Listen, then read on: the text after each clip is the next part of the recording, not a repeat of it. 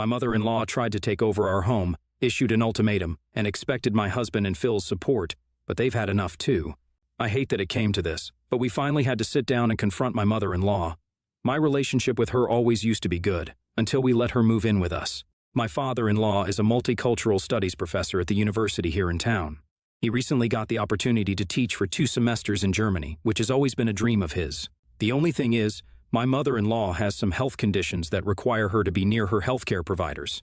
It would be too much of a hassle for her to find all new doctors in Germany, so they decided she will be staying in the States. Then, my husband suggested that my mother-in-law should move in with us until my father-in-law gets back.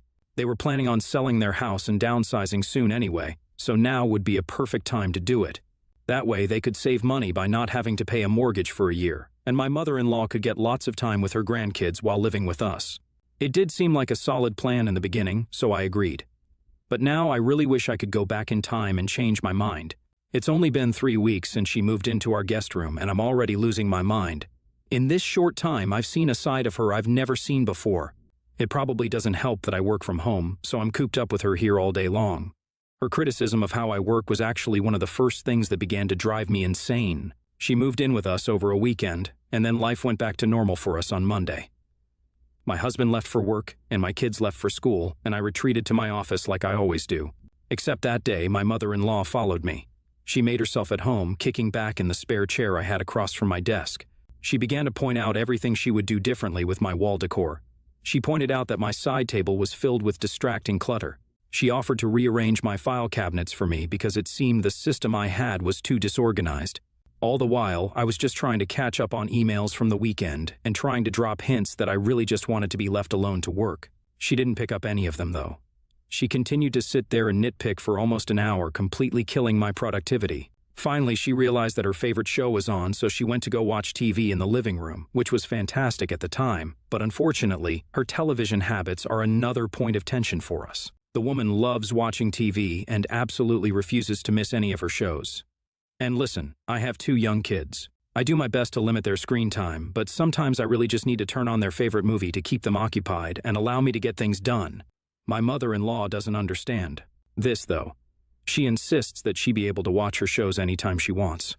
The other night, I had turned on a Disney movie for my kids, and halfway through, she switched it over to the news without even asking. Of course, meltdowns from my kids ensued, but she just told them to suck it up because it was a grown-up's turn to watch TV. When I tried to speak up to her, she told me I was coddling them and still refused to change it back. I could tell my husband was frustrated too, but he didn't say anything.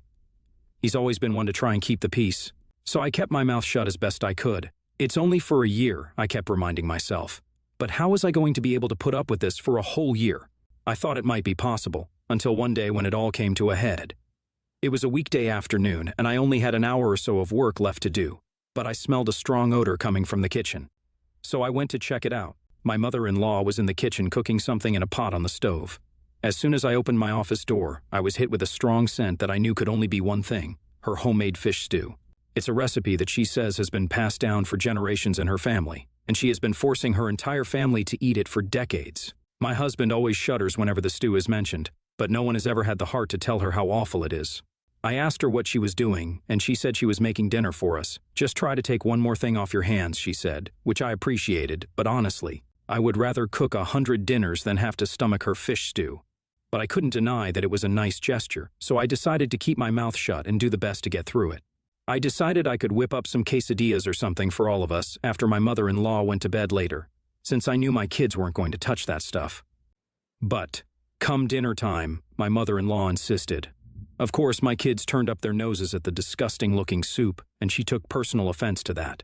She told my husband to make them each take a bite because they'd never know if they liked it if they didn't even try it. My husband made sad attempts to try and airplane the stew into the kids' mouths, but with no success. My youngest one even started crying, saying she didn't want the yucky soup. That's when my mother-in-law really got angry. She said we were ruining our children by spoiling them, and that if we didn't make them do things they don't want to do, they'd turn into spoiled brats. That's when I finally lost my cool. I slammed my hands on the table and said, "That's enough." I went on to tell her how frustrated I was with how critical she was of the way we lived our lives, and how little respect she seems to have for the way we did things. I told her I had been miserable since she had moved in, and that she would have to tone it down if we were going to make this work for a year. She raised her eyebrows. Or what, you'll kick me out? She looked to my husband, who again said nothing. I never realized how much he feared her until now.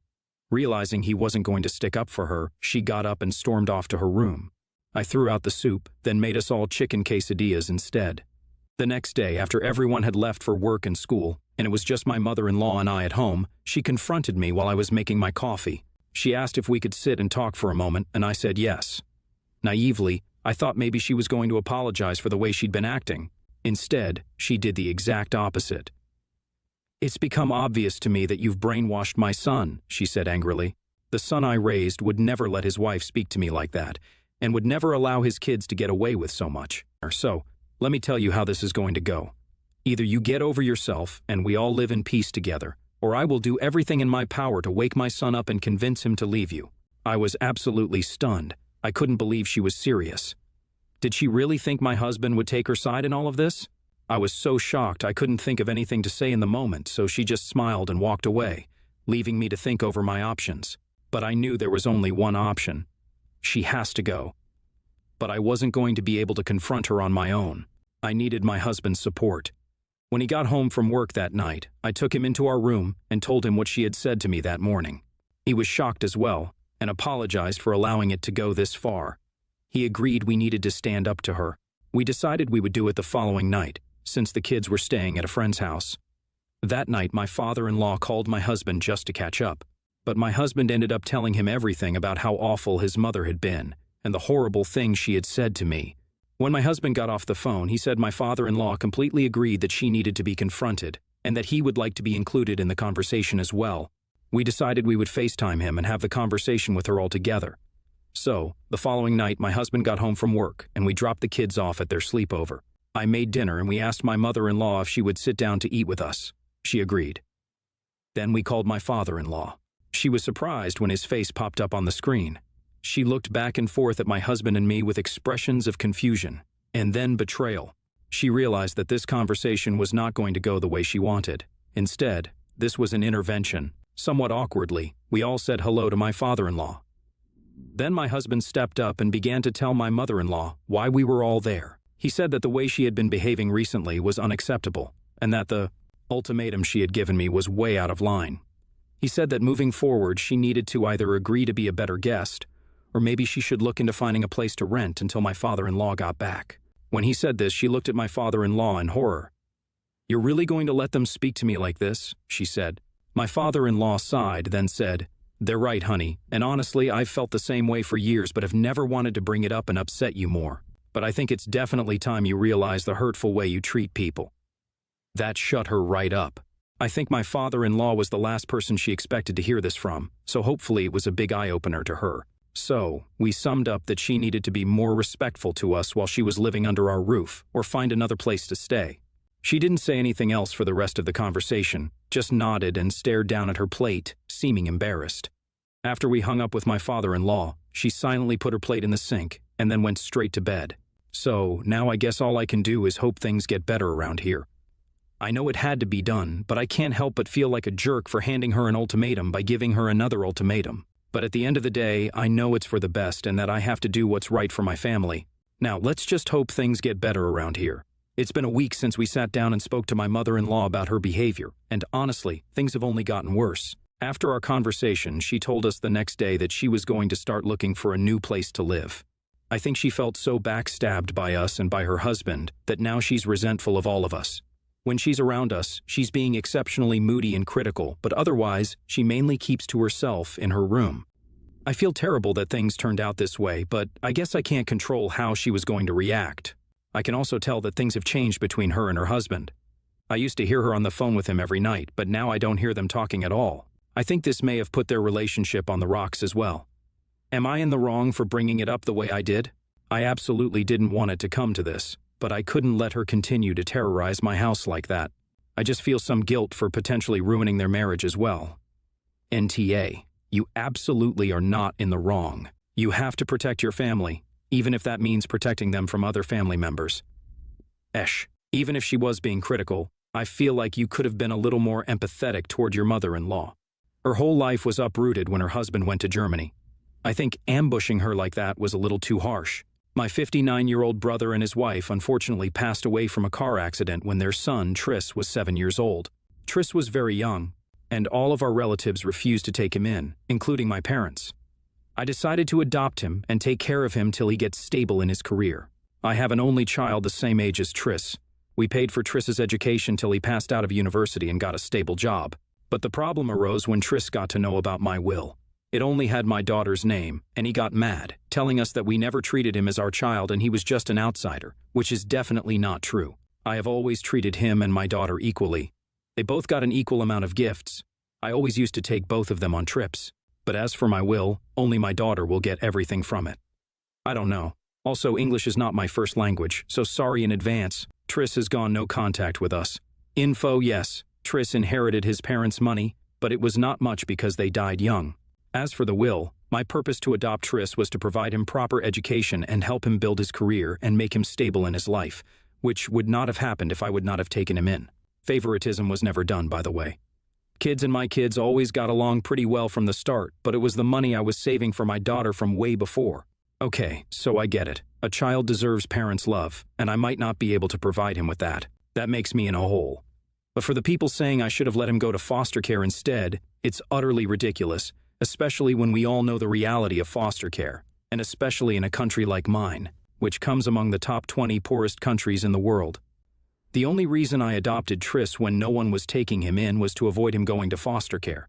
For me, I did what I thought was my responsibility.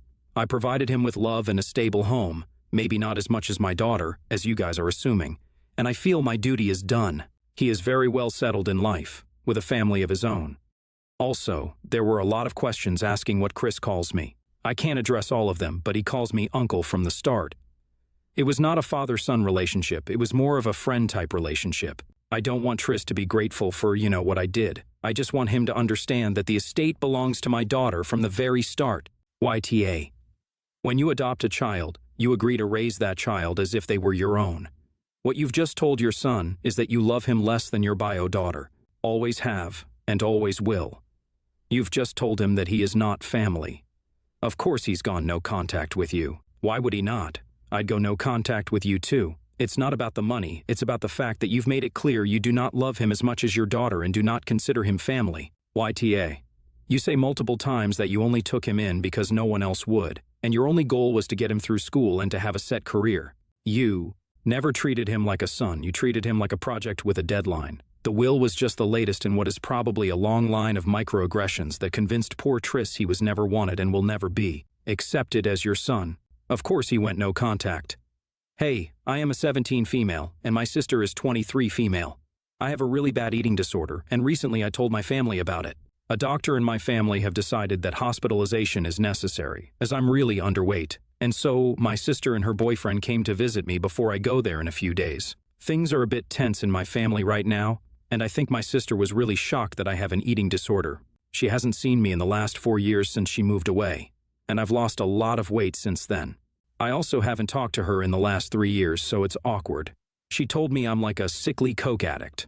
Sounds weird, it's her humor. And told me that she doesn't know how I wasn't already in the hospital, and then asked if I think I'm fat, and I said, yeah, I guess. And just to be clear here, I don't really care about my sister. We haven't spoken in so long that it's hard for me to care about her and hold anything against her. And I also don't think negatively about her body. It's true that she is quite overweight, but it's not like I think any different of her because of it. She said that if I think I'm fat, then I must think she's obese and on her deathbed. I told her that she definitely is. I really regret saying this, and I will admit it just slipped out. It was a shock to see my sister's weight gain, but like I said, I really don't care about it. I don't even know why I said it. I was just really frustrated because she wouldn't stop commenting on my weight. I know that isn't an excuse, but it's the reason. And I know it's likely that she would comment on my weight as I said, I'm really underweight, but it was getting to me. She didn't say anything after that, but later her boyfriend pulled me to the side and told me that my sister is actually working on accepting her weight, as she is a very body positive and happy to be a plus size, and she can't lose weight right now because of a medical condition. He also told me that I was stigmatizing being a larger weight and that I made her really upset. I felt like a big ah after I said that, but I felt like a bigger ah after I found out I made her upset over it. Aetia. I know I didn't mean it, but I really don't want this to be what my sister remembers me by before I go into the hospital. NTA. Your sis was dishing it out, calling you a sickly coke addict, but couldn't take it when you clapped back. Her boyfriend is a total You are literally in the hospital for your weight, yet he managed to make that about your sister. NTA. Weight, in regards to how someone looks, is one of those things no one needs to comment on, even in a light-hearted spirit. Your sister, as someone who is on a body acceptance journey, should know that. And you, as someone who knows how deeply those comments impact, should also know this. Could you have kept your mouth shut? Sure, but I completely understand being fed up and lashing out, especially as a teenage kid in a hospital, away from your family, and untangling some very complicated feelings around your body. Don't be afraid, OP, to assert the boundaries you need on your ED recovery. I have struggled with some ED stuff in the past, and the best piece of advice I got from my therapist was to ask those in your life to practice body neutrality. Don't comment on, if someone has gained or lost weight. Try and focus on asking people how they're feeling. This might be a good piece of advice to pass on to your sister.